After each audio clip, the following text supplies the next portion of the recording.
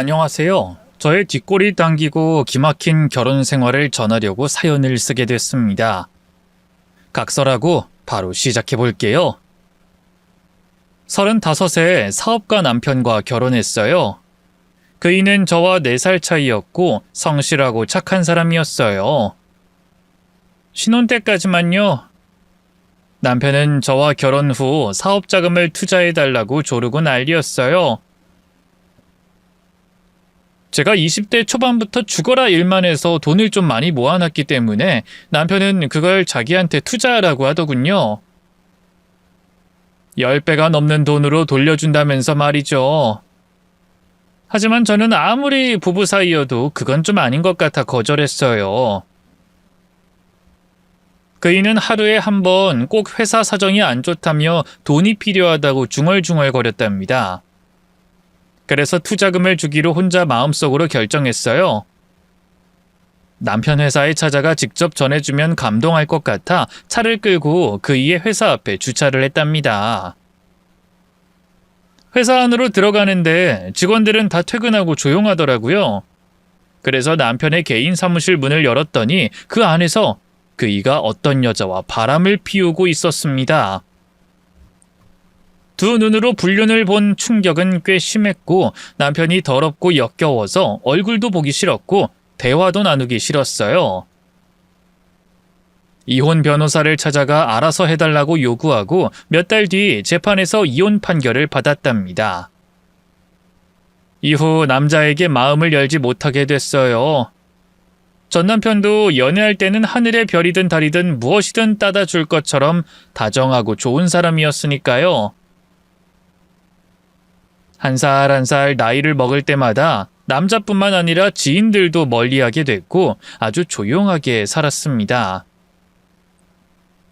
가끔 제가 돈이 좀 있다는 걸 알고 들이대는 남자들이 있었는데 너무 티가 나서 바로바로 손절했어요.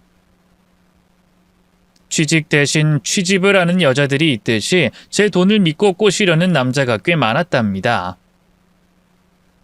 하지만 한 번도 넘어가지 않고 집과 회사만을 오가며 매우 조용한 인생을 보냈습니다. 철학자 쇼펜하우어가 인생은 혼자다라는 말을 가슴에 새기고 이 정도면 잘 살고 있는 거라 자신을 위로했죠. 그런데 회사 말고 교류 없이 사니 답답했고 게을러지더라고요. 그래서 운동이라도 시작해보려고 여기저기 알아보다가 배드민턴 모임을 알게 됐습니다. 사람도 딱 4명이라서 시끄럽거나 복잡하지 않을 것 같아 모임 신청을 하고 배드민턴 체육관에 처음 나가게 됐어요. 여자만 있는 줄 알았는데 여자는 저까지 둘이고 남자도 둘이었어요. 돌아가면서 배드민턴을 쳤는데 그중 가장 젊은 청년과 운동을 하게 됐어요. 자, 서브 갑니다, 누나.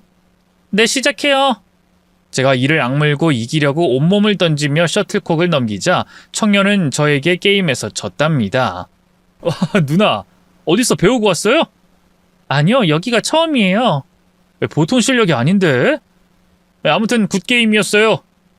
오늘 맥주 한잔 하자는데 누나도 갈 거죠? 여기 사람 넷? 뭐 괜찮지. 누나 실례지만 가정이 있으시나요? 뭐? 결혼했냐고? 나 싱글이다. 아, 진짜요? 그럼 전 어때요? 나도 싱글이에요, 누나. 나보다 4살이나 어린 게 까부네. 사랑의 나이가 어딨어요. 난 누나 처음 보고 반했다고요. 그러니까 맥주 마시고 우리 둘이 따로 대화 좀 나눠요. 싫어. 난 돌싱이니까 완전히 싱글이나 만나러 다녀요. 돌싱이었어요? 그래도 상관없는데? 아니, 돌싱이어서 다행이죠. 유부녀였으면 감히 들이대지도 못했을 거 아닙니까? 까불지 말고 배드민턴이나 계속 칩시다. 모임에 들어가 배드민턴을 실컷 하면서 스트레스도 잘 풀고 외로움도 풀려서 너무 좋았어요.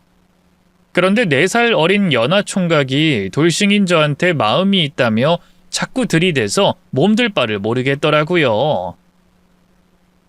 한두 번 거절해서 알아들었겠거니 했는데 이 남자는 포기를 모르더라고요. 열정이 얼마나 넘치던지 제 얼굴만 보면 사귀어달라고 노래를 불렀습니다. 누나, 나랑 사겨요. 내가 잘해줄게요. 상처 주지 않고 행복하게 해줄게요. 하늘의 별과 달은 따주지 못하지만 원하는 건 다 들어줄 수 있어요. 돈 많이 드는 거 빼고요. 돈 많이 드는 건 못 해줘요? 그럼 안 사귈래요. 누나 돈 밝히는 여자 아니잖아요. 괜히 저 떨구려고 하는 말인 거 다 알아요. 누나, 저 진짜 누나 때문에 밤잠을 설친다고요. 눈만 감아도 누나 생각이 나서 미칠 것 같아요. 나랑 연애해요. 제발요. 이 누나는 남자한테 크게 데이고 나서 남자 사귈 생각이 없다.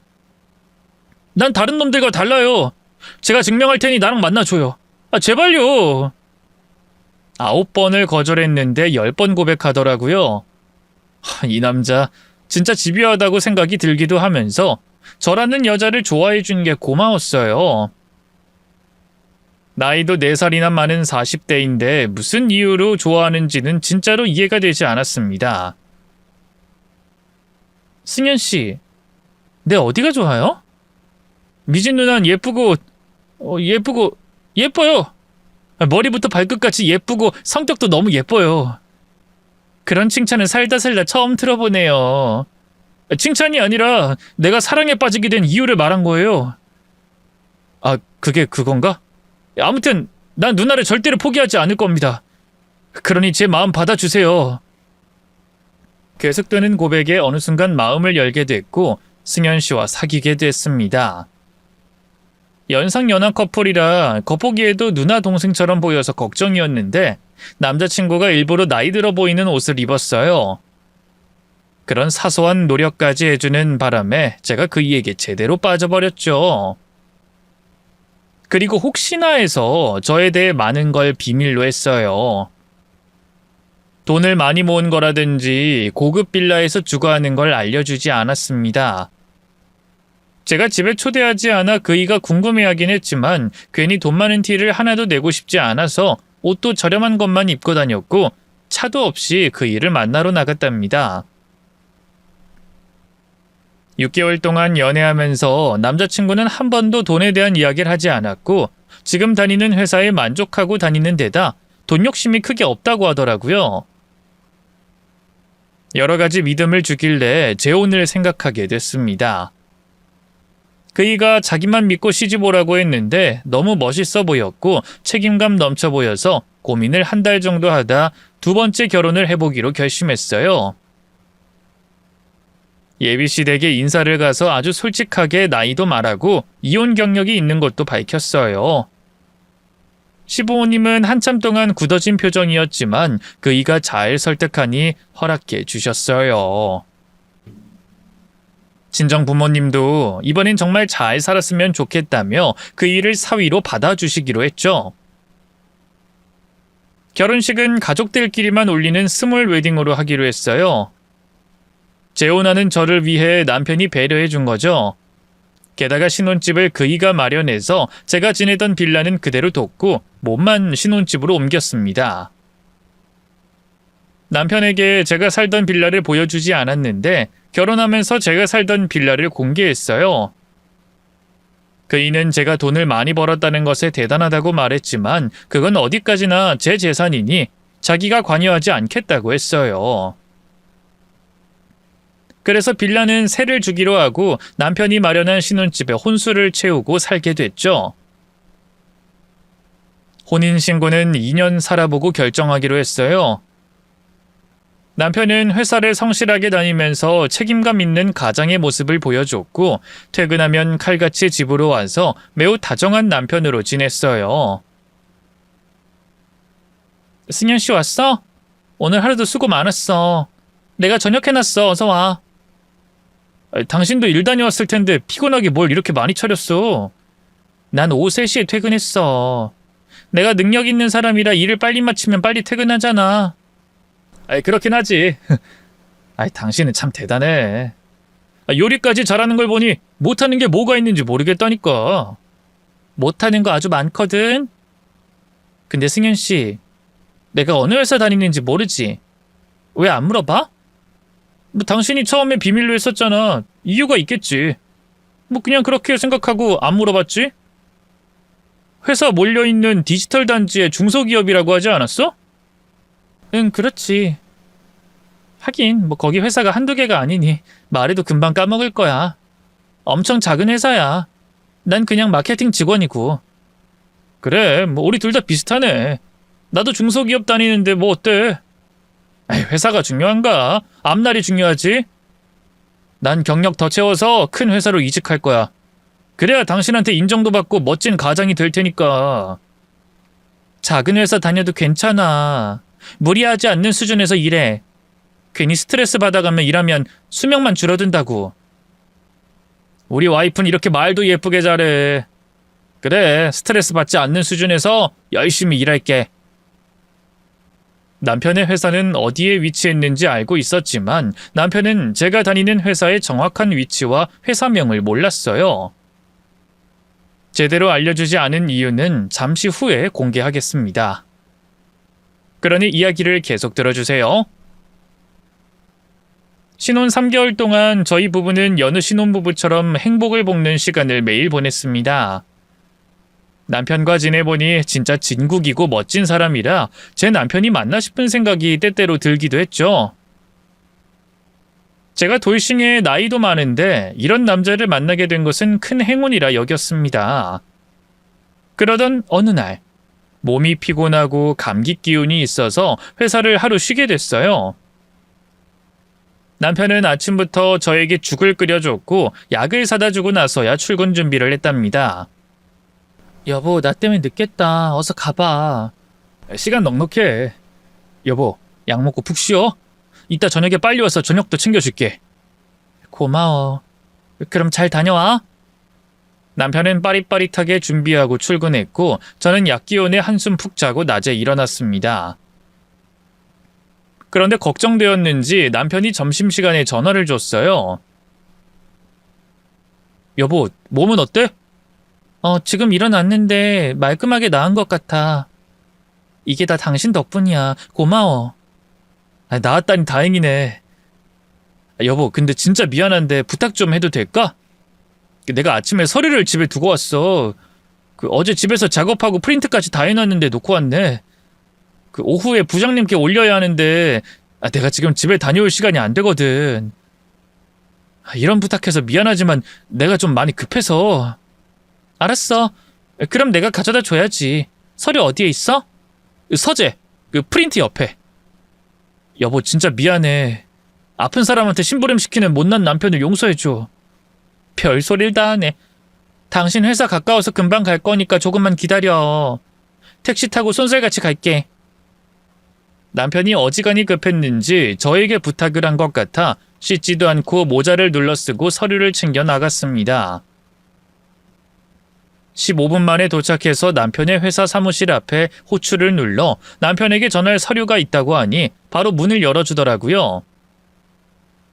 남편이 어디에 있는지 고개를 이리저리 돌리다가 저 멀리 구석에서 누군가에게 머리를 조아리고 있더라고요. 저는 젠걸음으로 움직여 빠르게 다가갔는데 이윽고 상사가 서류철로 남편의 머리를 사정없이 내리치더군요. 야, 이 멍청한 놈아! 내가 시켰으면 제깍제깍 가져오지 못하냐? 한두 번도 아니고 뭐 하는 거야, 이씨? 너 뇌는 우동사리로 만들어졌냐? 결혼했다더니 나사가 풀렸어? 부장님, 집에 서류를 두고 왔어요. 죄송합니다. 제 아내가 곧 가져올 겁니다. 아이고, 마누라 말고 엄마도 부르고 아빠도 불러보지 그러냐? 이 한심한 놈. 마누라한테 심부름 시킨 게 자랑이야? 이런 게 우리 회사 대리라니. 아이고, 갑갑하다. 죄송합니다, 부장님. 넌 죄송할 짓을 왜 이리 많이 하는 건데? 야, 넌 결혼하고 나서 더 심해졌어. 네 마누라나 처가가 부자라도 되는 거야? 아닙니다. 그냥 평범한 사람과 결혼했습니다. 부장님, 정신 차리고 똑바로 일할 테니 한 번만 봐주세요. 봐주긴 뭘 봐줘! 네 얼굴만 보면 부하가 치민다고. 상사는 다시 남편의 머리를 내리치기 시작하더군요. 저는 가까이 도착하자마자 상사의 손목을 잡아챘습니다. 박 부장, 그만하세요. 당신이 뭔데 내 남편을 때려? 제가 소리치자 박 부장은 바로 저를 보고 고개를 숙였어요. 이 대표님, 맞으시죠? 우리 회사의 투자자 이 대표님이 여긴 웬일로? 아이, 손에 든 건 승현 씨 서류입니까? 그럼 설마 김승현 씨 아내가 이 대표님이세요? 그래, 내 남편이 승현 씨예요. 이가 실수로 서류를 두고 간 모양인데 그렇다고 이렇게 사람 머리를 때려도 되는 거예요? 이 대표님 죄송합니다. 몰랐습니다. 승현 씨가 결혼한 건 들었는데 이 가족들만 모여서 했다고 해서 우리 회사 투자자인 이 대표님이 아내일 줄은 꿈에도 몰랐습니다. 세상이 이렇게 좁았네요. 죄송합니다. 이봐요, 박 부장. 마누라가 누구냐에 따라서 후배를 괴롭히느냐 마느냐 결정합니까? 아예 이런 손찌검을 하지 말아야죠. 사실 저는 남편이 다니는 회사의 창립 멤버와 선후배 관계였고 투자금을 유치한 상황이었습니다. 그날 그이가 저에 대해서 제대로 알게 됐죠. 박 부장을 혼내고 남편을 데리고 회사 밖으로 나와서 비밀로 한 걸 다 털어놨습니다. 승현 씨 미안해. 내가 비밀이 좀 많았어. 사실 이 회사에 투자를 해서 박 부장을 한두 번 본 적이 있어.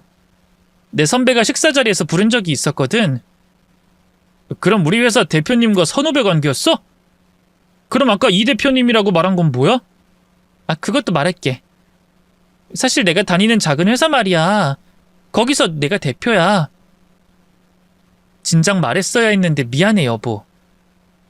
당신이 평범한 사람인 줄 알았는데 사회적으로 어느 정도 성공한 사람이구나. 결혼하기 전에 당신이 살던 집도 고급 빌라였잖아. 대단한 사람 아니고 열심히 일해서 사업해서 돈을 좀 번 거야. 나 평범한 사람 맞아. 그래, 알겠어.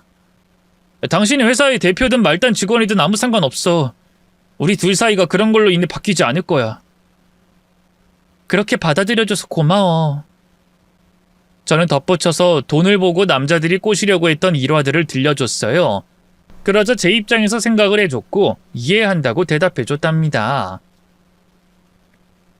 남편은 달라진 거 없이 똑같이 지내는데 회사에서 스트레스가 심했는지 얼굴이 어두워 보였어요. 다크서클이 눈 밑에 새까맣게 물들어서 걱정됐답니다. 여보, 회사 생활이 힘들어? 스트레스 받는 일이 많은 거야? 아니, 그런 거 아니야. 솔직하게 말해봐. 부부끼리 힘든 게 있거나 고민이 있으면 나눠야지. 그런가? 그럼 말할게. 회사에 박 부장이 심하게 갈고 별것도 아닌 거로 사람 무안 주고 혼내고 머리 때리고 아주 개차반인 놈이야. 뭐? 내가 다녀갔는데도 또 그런단 말이야? 여보, 당신이 다녀가고 나서 나더러 마누라가 누구인지 상관없다면서 똑같이, 아니 더 심하게 굴어. 그 인간 히스테리가 심한 놈이라 앞뒤 따지지 않고 설치는 놈이야. 그놈 안 되겠네. 내가 당신 회사 대표랑 만나서 이야기 좀 해야겠어. 아니야, 그래봤자 소용없을 거야. 그리고 내 입장이 더 곤란해질 수 있어. 박 부장 대표한테는 완전 똥강아지야. 자기보다 어린 대표한테 꼬리 흔드는 아참꾼이라고. 아주 나쁜 건 다 갖춘 놈이네. 그래서 당신은 끝까지 그놈한테 당하면서 살려고? 들이받을 순 없잖아.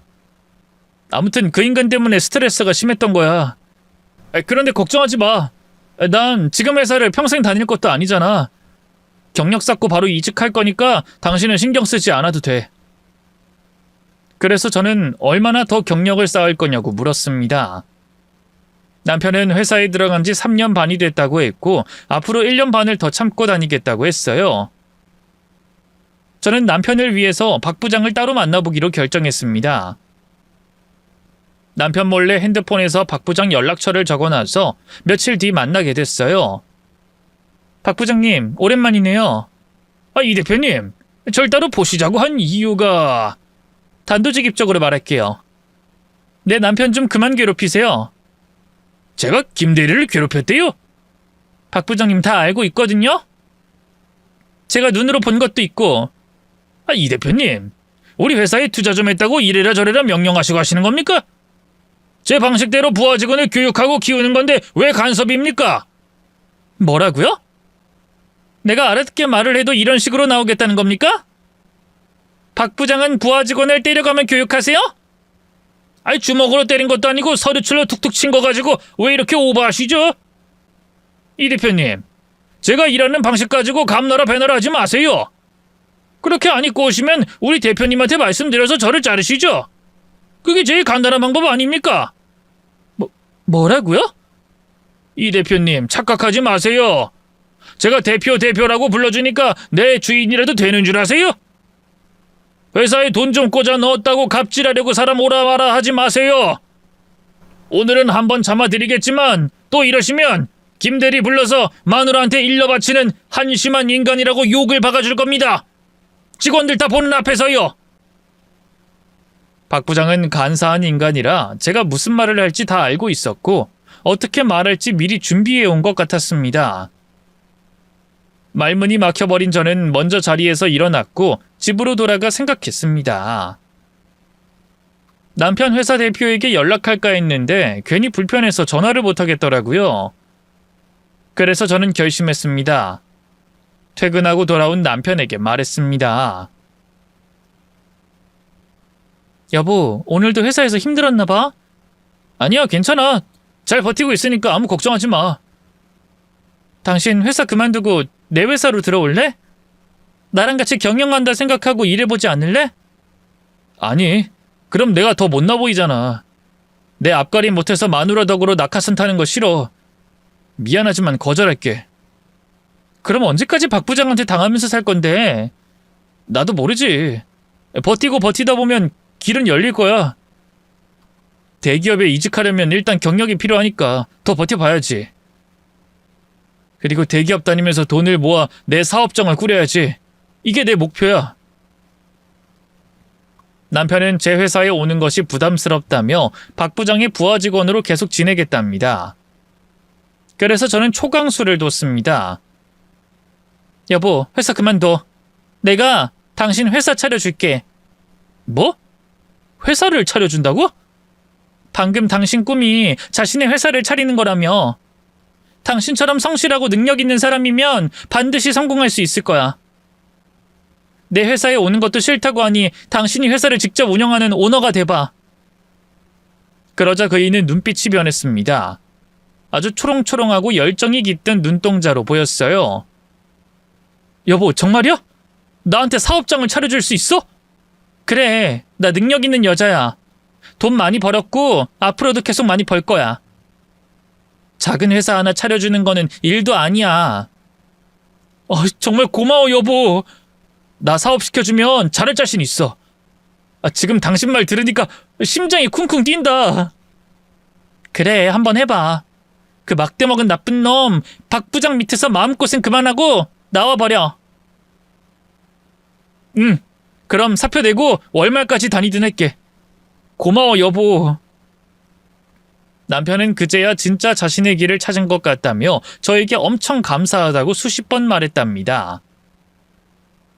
남편의 회사를 차릴 장소를 주말마다 돌아다니며 찾아봤는데 집에서 가까운 곳이 없더라고요. 그래서 좀 멀리 있는 곳을 돌아다니다가 남편이 마음에 드는 사무실을 찾았습니다. 여보, 여기 좋다. 회사가 밀집된 곳이라 일할 맛도 나겠고 실내도 엄청 좋다. 그래, 내가 보기에도 그러네. 그럼 여기로 계약하자. 고마워, 여보. 당신 덕분에 내가 큰 꿈을 이루게 됐어. 앞으로 내가 당신한테 충성을 다할게. 그러지 않아도 돼. 부부끼리 무슨 충성이야. 대신 나 소원이 하나 있는데. 그게 뭔데? 우리 이세 가지는 거. 내 나이가 있으니까 빨리 이세 가지고 싶어. 이세? 그래, 좋아. 오늘부터 열심히 노력해보자. 응, 우리 꼭 예쁜 자식 낳자. 그렇게 남편 사무실을 계약하기로 결정하고 며칠 뒤에 다시 오기로 했습니다. 준비할 것은 많았지만 남편이 지금 다니던 회사에서 정리를 해야 하니 하던 일을 마무리 짓겠다고 자주 야근을 하고 돌아왔어요. 그래서 하루 날 잡아서 야식 도시락을 싸서 저녁 9시쯤에 남편 회사로 찾아갔습니다. 사무실은 텅 비어 있었는데 불이 켜진 자리로 걸어갔더니 아주 젊은 남직원이 있더라고요. 안녕하세요. 저는 김승현 대리 아내 되는 사람인데요. 혹시 그이가 어디 있는지 알 수 있을까요? 김 대리님 아내분이시군요. 안녕하세요. 저는 신입사원입니다.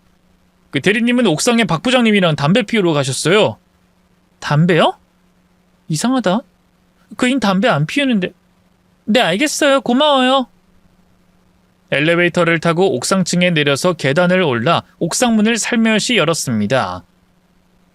하얀 담배 연기를 뿜고 있는 남편의 뒷모습이 보였고 그 옆에 박 부장이 보였습니다. 둘 사이는 제가 보았던 모습과 달리 굉장히 친근한 것 같았어요. 옥상문을 살짝 열고 두 사람이 무슨 대화를 하는지 들어보려고 귀를 기울였습니다. 이윽고 남편이 깔깔 웃으며 말문을 열었어요. 형님, 이제 곧 마무리가 될 겁니다. 김대리, 자네 사업장 차리는 거 내 목도 있다는 걸 잊으면 안 돼. 형님 당연하죠. 제가 형님을 고모님으로 모실 테니까 편하게 건너오십시오. 어쨌든 제 작전이 기가 막혔죠? 그러게 말이다. 네가 서류철로 때려달라고 해서 김대리 머리를 막 갈겼잖아. 그때 이 형님 가슴이 찢어지는 줄 알았다. 그래도 작전이 성공해서 이 대표가 날 따로 불렀지. 맞습니다. 그 다음에 저한테 사업장 차려준다고 했죠. 한 방에 말입니다. 그런데 김대리, 너 그 늙은 마녀랑은 계속 같이 살 거야? 그 여자 성질 괜찮아. 받아줄만 해. 따지고 보면 옆에 두고 평생 얹혀 살아봐. 그것도 괜찮은 것 같은데. 아이고 무슨 그런 무시무시한 말씀을 하십니까? 그 여자랑 평생이요? 소름 끼칩니다. 형님, 제가 배드민턴 모임에 나갈 때 말씀드렸죠. 돈 많은 이 대표 꼬셔서 한 방에 역전하겠다고요. 그리고 단물 뽑아 먹고 버리겠다고 했잖아요. 그 이상 사랑이나 정 따윈 생기지 않을 거라고요. 전 나중에 어린 아내 만나서 토끼 같은 자식 낳고 살 겁니다.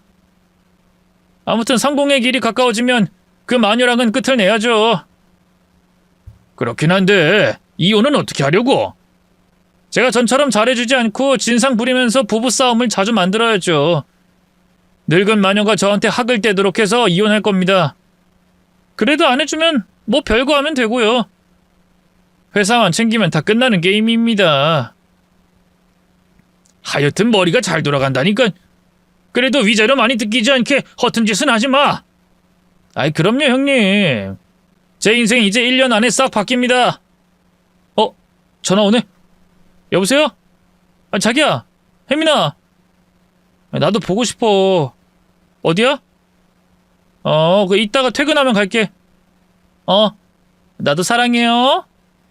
야, 네 애인은 네가 장가간 거 몰라?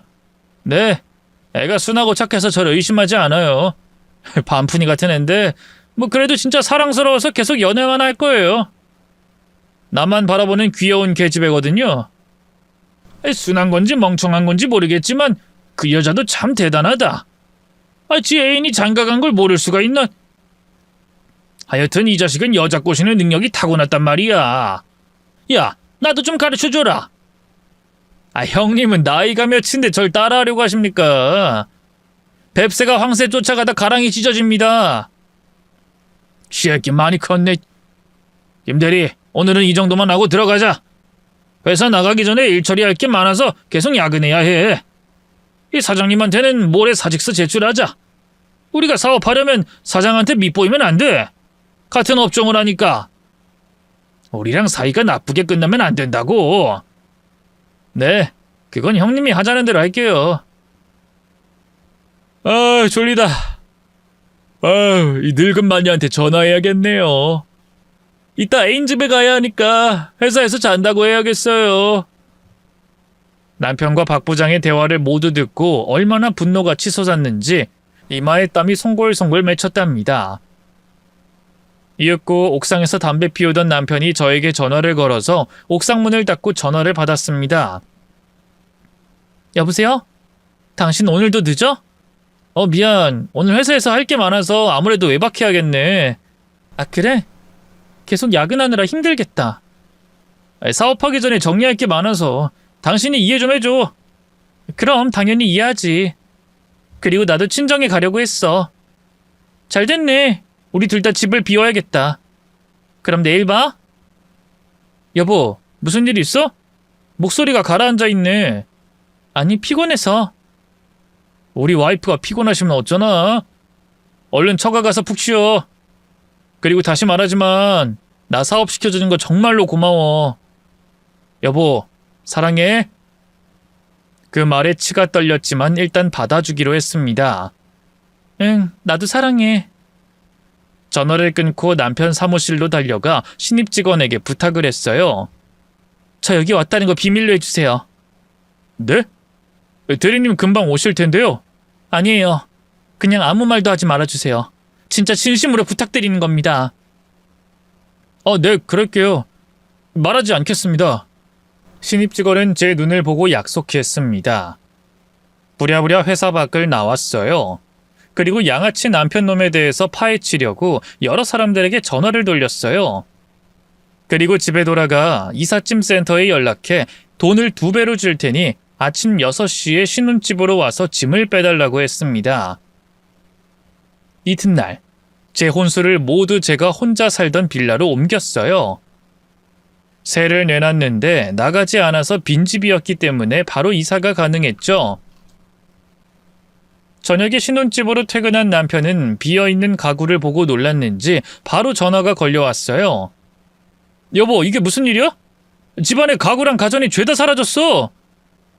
당신 이제 집에 왔나 봐? 어제 밤샘하고 지금까지 일하다가 돌아왔나 보네. 그렇지. 근데 이게 무슨 일이야? 여보, 어떤 상황이야 이거? 어떤 상황이겠냐? 넌 아웃당한 거야, 이 양아치 놈아. 너랑은 끝이라고, 이 사기꾼아! 사기꾼? 무슨 말이야, 여보. 알아듣게 설명을 좀 해줘. 늙은 마녀, 당신이 날 그렇게 부르더라? 어제 옥상에서 박 부장이랑 나누는 만담 재밌게 잘 들었어. 뭐? 그럼 뒤에서 다 들었어? 나한테 사업 투자 받고 일부러 진상 부려서 이혼당할 거라고 계획한 거 다 들었지.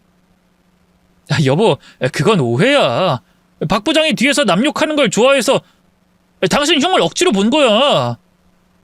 이 상황에서도 그런 거짓말이 술술 나오네. 근데 거짓말이 어설프다.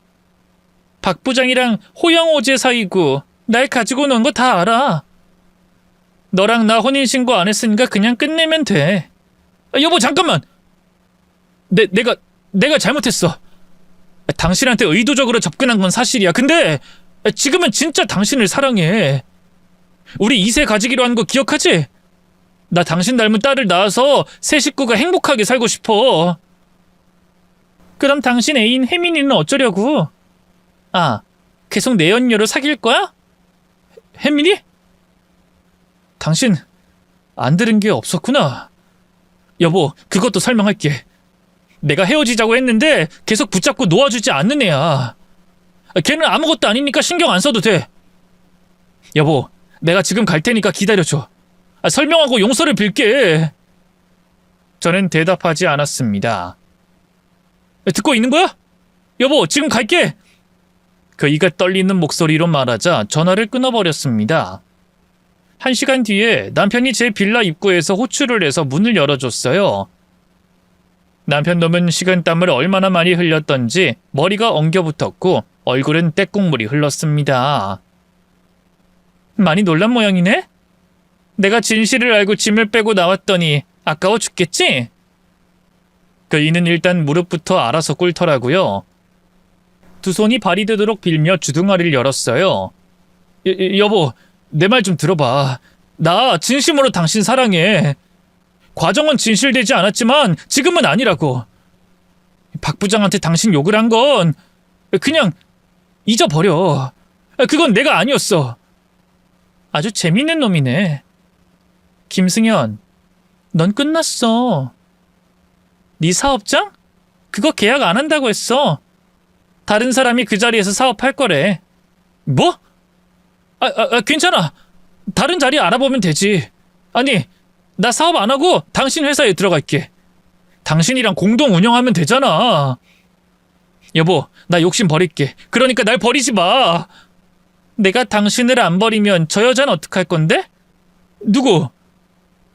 그 순간 제가 미리 불렀던 남편의 내연녀가 방문을 열고 나왔습니다. 제가 밤에 남편 회사에서 나오면서 바로 심부름센터 사람한테 일을 시켰어요.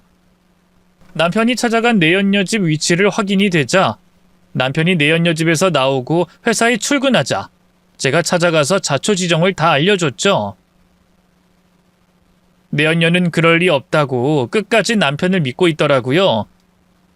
진짜 때가 하나도 타지 않은 순수한 여자였습니다. 어쩌다 김승현 그 양아치 같은 놈에게 넘어갔는지 이해가 되지 않았죠. 저는 그 여자를 제 집으로 데리고 왔고 바로 그 순간 남편 앞에 세웠습니다. 오빠, 진짜 여기 서 있는 언니랑 결혼한 거야? 어떻게 나한테 이럴 수가 있어? 혜민아, 네가 여긴 어떻게... 대답이나 해. 그동안 날 가지고 논 거야? 남편은 판단을 빨리 하고 바로 대답하더군요. 야, 이혜민, 내가 너랑 무슨 대단한 사이라고 생각한 모양인데 넌 아무것도 아니야. 그냥 엔조이라고. 그냥 놀다 버리는 그런 여자. 내 앞에 있는 아내가 진짜 내 사랑이야. 그러니까 넌 그냥 꺼져. 뭐? 5년 동안 오빠만 바라보고 살아온 나한테 이렇게 잔인한 짓을 해? 내가 바보같이 오빠만 바라봤는데 이렇게 날 배신하고 가지고 놀 수 있어? 이게 뭐라는 거야? 야, 넌 아무것도 아니라고 했잖아. 지금 난 아내랑 할 말 많으니까 제3자는 빠져 있어. 남편이 내연녀에게 막말을 하자 제가 먼저 따귀 한 대를 날려줬습니다. 여보, 미안해. 입이 10개라도 할 말이 없어. 그러자 내연녀가 남편의 따귀를 날렸습니다. 넌 왜 때려? 언니랑 같이 널 혼내주려고 온 거거든? 언니, 시작해요. 제가 오른뺨을 갈기자 내연녀가 왼쪽 뺨을 갈겼어요. 몇 대 내리 갈겼더니 남편이 피하려고 하길래 발로 가슴을 차서 넘어뜨렸습니다. 그리고 내연녀와 함께 남편의 온몸을 밟아주고 갈겨줬습니다. 이거 그만해! 여보, 혜민아! 둘 다 그만! 에이, 젠장, 다 망했어! 늙은 마녀, 다 때려치워! 네 도움 안 받아도 되니까 끝내자 말이야! 그리고 내가 사업자금 달라고 했냐? 네가 먼저 준다고 했잖아!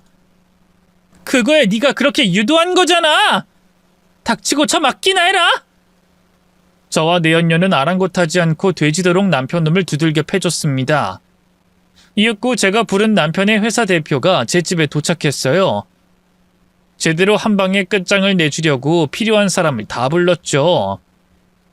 이 대표 나왔어. 선배 오랜만이야. 김 대리가 이 대표를 공사 쳤다고? 애인도 있는 놈이 나랑 결혼했어. 내 돈으로 사업하려고 꼬신 거지. 선배 회사도 곧 그만둔다는데 알고 있었어? 아니, 아직 보고받은 게 없는데. 이 인간 박 부장이랑 둘이 회사 일 몰아서 하고 있어. 일 처리는 다 하고 퇴사하려나 봐. 아마 퇴직금을 못 받을까 봐 겁이라도 난 모양이지? 아무튼 나도 농락당했고 이 내연녀, 아니 혜민 씨도 피해자고. 선배도 곧 뒤통수 맞을 거였어. 그래서 한자리에 피해자를 다 부른 거야. 어허, 김대리, 내 회사에서 나갈 생각이었구나. 그랬구나. 남편은 저에게 버림당했으니 회사에 남으려고 선배에게 빌었어요. 대표님 아닙니다. 저 회사 안 나갑니다. 우리 회사에서 뼈를 묻을 각오로 일하고 있습니다. 무슨 그런 무서운 소리를 하지? 자네나 박 부장이나 소문도 안 좋고 일도 잘 못하는 걸로 잘 아는데 내가 왜 자네를 우리 회사에 계속 남겨두겠어? 자네가 먼저 회사를 관둔다고 해주니 고맙구만. 박 부장도 만나고 왔어. 내일부터 출근하지 말라고 전했지. 자네도 사직서 낼 필요 없이 내일부터 출근하지 마. 대표님, 아닙니다. 전 박 부장과 다릅니다. 대표님 밑에서 오래오래 일하고 싶습니다. 절 버리지 말아주십시오. 이 새끼 뻔뻔한 게 하늘을 찌르네. 내 후배한테 사기를 쳐먹을 생각을 했다니 간이 배 밖으로 나온 모양이야. 김승현, 너 이 바닥에서 제대로 묻어줄게. 내가 중소기업 사장이긴 해도 너 하나 묻어버린 건 일도 아니야. 대표님, 저 정말로 반성하고 있습니다. 절 버리지 말아주세요. 그놈 말에 제 선배가 주먹을 휘둘러 바닥에 눕혀버렸습니다. 남편은 그날 저희 세 사람에게 얻어터지고 모든 것이 산산조각 난 채로 기어나갔습니다. 저와는 주고받은 게 아무것도 없었으니 정리하고 말고 할 게 없었습니다. 내연녀 혜민 씨도 가진 게 없는 사람이라 특별히 돈을 내주거나 그런 적은 없다고 하더군요.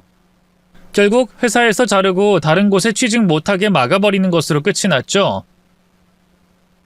저는 두 번째 혼인신고를 하진 않았지만 결과적으로 돌돌싱이 됐네요.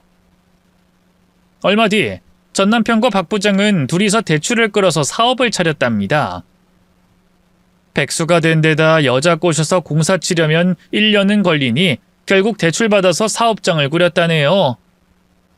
하지만 저도 그렇고 선배도 그렇고 그놈들이 잘 되는 걸 지켜볼 수 없었기 때문에 제대로 앞길을 막아줬습니다. 방법이야 여러 가지 있으니 망하게 해주는 건 일도 아니었죠. 아무튼 여러 수를 써서 그 인간들의 사업을 처절하게 박살내줘 쫄딱 망하게 해줬답니다. 박 부장은 지 와이프한테 이혼을 당해서 혼자 고시원에서 지내며 일자리를 구해봤지만 갈 곳이 없어서 물류센터에서 최저시급을 받고 입에 풀칠하면서 지내는 것으로 끝이 났습니다. 전 남편은 어떻게 지내는지 소식을 모르고 있었는데 분명히 어딘가에서 페인처럼 지낼 거라 확신하고 머릿속에서 지워버렸습니다. 저는 이혼을 2번 했지만 인생이 끝난 것이 아니기 때문에 제 회사에서 열심히 일했고 선배 회사에도 여러 도움을 줘가면서 지냈어요. 일에만 매달렸더니 1년의 시간이 금세 지나갔더라고요. 머리를 식힐 겸 해서 혼자 바람을 쐬러 경기도에 있는 계곡가에 찾아갔습니다. 흐르는 물을 보며 멍이나 때리고 올 생각이었죠. 바위에 앉아 한참을 멍 때리고 있었는데 어디선가 많이 듣던 목소리가 들렸어요. 고개를 돌려봤더니 다른 바위에 앉아있는 전 남편을 발견했습니다. 혼자가 아닌 여자랑 있었는데 나이가 한참 많아 보였어요. 저는 호기심이 생겨서 그 두 사람 뒤에 조금 떨어져서 앉았습니다. 그리고 대화에 집중했습니다.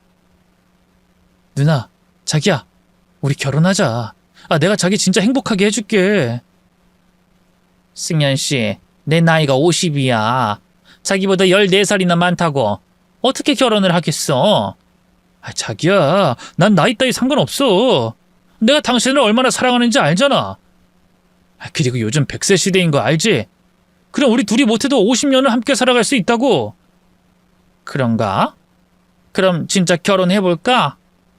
그러자니까. 남의 시선 따윈 신경 쓰지 말고 우리 둘이 마음 가는 대로 하자고. 승현 씨 고마워. 이 늙은 여자를 사랑해줘서. 자긴 늙지 않았어. 30대라고 해도 믿을 만한 미모를 가졌어. 아니 몰라. 승현 씨가 그렇게 말하니까 부끄럽잖아. 자기야. 근데 말이야. 내가 요즘 일을 못하고 있는 거 알지? 회사가 부도난 뒤로 계속 배달만 하면서 살아왔잖아. 나 다시 복귀하고 싶은데 자기가 사업할 수 있게 도와줄 수 있어? 사업? 못해줄 건 없지. 남자가 일 없이 사는 건 좋지 않으니 하나 차려줄게. 우와, 내 애인 쿨하다. 멋지다. 자기야 사랑해. 나도. 근데 뒤에서 어떤 여자가 우리를 쳐다보고 있어. 왜 실실 웃는 거지? 우릴 보고 실실 웃는다고? 누구야? 두 사람의 대화를 엿듣고 있던 저를 발견한 전 남편은 헉소리를 내며 놀랐어요. 저는 반갑게 손을 흔들었습니다. 하이 김승현, 오랜만이야? 어디서 빈둥대고 페인처럼 살 줄 알았더니 다시 연상녀를 꼬시고 있네. 야, 더 적극적으로 돈을 뜯어내려고 하네. 방식이 바뀌었다. 누구신데 저를 아는 척 하십니까? 자기야 가자. 이상한 여자다. 아니야, 분명히 자기 이름 말했어. 이봐요, 내 애인을 아세요? 전 남편이 50대 애인을 데리고 피하려고 시도했지만 딱 걸리게 됐습니다. 네, 잘 알죠. 이 양아치가 저한테도 공사 치려고 했거든요. 방금 아줌마한테 사업 차린다고 돈 달라고 했죠? 이 새끼는 사업 자금 받으면 얼마 못 가 아줌마를 뻥 걷어찰 겁니다. 이 자식 이거 상습범이에요. 내가 바로 피해자라니까요? 뭐라고요? 승현씨, 당신이 말해봐. 이 여자가 하는 말이 진짜야? 전 남편은 아니라고 손사래를 쳤지만 제가 아주 세세하게 과거에 벌어진 일을 50대 여자에게 일러줬습니다. 그러자 여자가 전 남편의 따귀를 날렸어요. 나쁜 놈, 날 진짜 사랑하는 줄 알았잖아. 아우 아파. 야, 이 아줌마야, 내가 돌았냐? 당신 같은 늙은이를 좋아하게? 아이씨, 다 된 밥에 죄를 뿌리고 난리야. 당신 오늘 진짜 되져볼래? 그래, 예전에 네가 날 제대로 엿먹였지? 사업 제대로 못하게 막아버렸잖아. 전 남편이 저에게 한 걸음 다가오자 싸대기를 시원하게 후렸어요. 고개가 돌아가자 여자가 전 남편의 싸대기를 후렸습니다. 이것들이 지금 날 가지고 노는 거야 뭐야 이씨! 야, 이 늙은 것들아! 니들이 주제 파악 못하니까 나한테 걸려서 공사나 당하는 거야! 저와 50대 여자는 눈을 마주치고 고개를 끄덕였습니다. 그리고 전 남편을 함께 두들겨 패기 시작했어요. 전에 제 집에서 패준 것 이상으로 혼을 제대로 내줬죠. 저기 저보다 언니인 것 같은데 언니라고 불러도 돼요? 그래, 편하게 불러. 근데 이놈이 자기한테도 사기쳤어? 여자의 물음에 바로 대답했습니다. 아, 저는 금전적인 피해가 없었어요. 사업자금을 내주기 전에 진실을 알게 돼서요. 그때 끝내버렸죠. 그러는 언니는요? 난 외제차에 용돈 2천만 원 정도 뜯겼어. 내가 이런 양아치한테 그런 돈을 쓰다니 아까워 죽겠네. 언니 잘 됐네요. 바로 고소하시면 됩니다. 사기죄로 고소하면 혼꾸녕을 내줄 수 있잖아요. 그래, 그 방법이 있었네. 야, 김승현, 네 인생이 얼마나 밑바닥으로 처박히는지 내가 똑똑히 두고 볼 거야. 제 등장으로 인해 전 남편의 공사는 처절하게 붕괴됐고 50대 여자는 고소해서 콩밥을 먹이겠다고 겁을 줬습니다. 그러자 전 남편은 주특기인 무릎을 바로 꿇더군요. 누나, 내가 잘못했어. 그리고 다시 생각해보니까 내가 누나를 진짜 사랑하나 봐. 지금 이 순간에 누나가 엄청 아름다워 보여. 이 미친 자식, 또 수작을 부리네. 누나, 내가 잘못했어. 고소하지 마.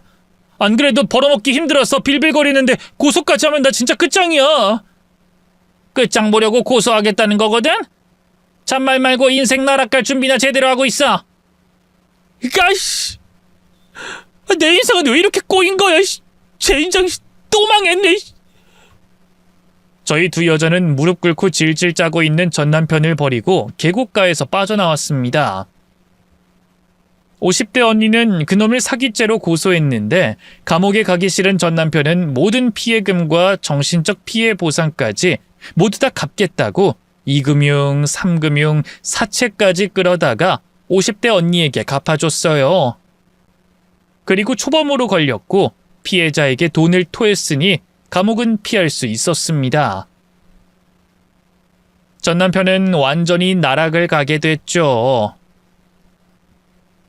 그놈은 신용불량자가 되어 취직은 당연히 못하고 배달을 하며 빚을 갚고 있답니다.